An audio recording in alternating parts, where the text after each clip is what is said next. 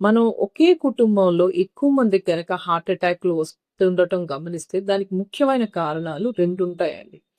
Hi! I'm doctor Deepti, interventional cardiologist, Maruti hospital, Guntur. ఒకటి genetics అంటే జన్యుపరమైన మార్పుల వల్ల వాళ్ళ రక్తంలో చెడు కొలెస్ట్రాల్ అనేది ఎక్కువగా ఉండి, అది రక్తనాళాల్లో తొందరగా పేరుకొని పోవటం వల్ల హార్ట్ అటాక్‌లు రావటం. లేకపోతే జన్యుపరమైన మార్పుల వల్ల వాళ్ళకి షుగరు, బీపీ, ఊబకాయం అలాంటివి చిన్న వయసుకే రావటం.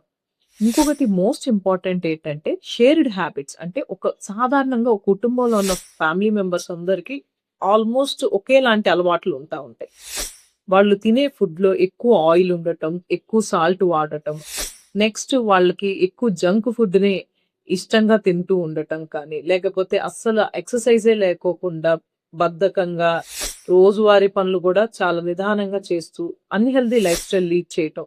ఇవన్నీ గూడా వంశపారంపర్యంగా ఒకే కుటుంబంలో ఎక్కువ మందికి ఇలాంటి హార్ట్ అటాక్‌లు రావటానికి ఆస్కారం ఉంటది.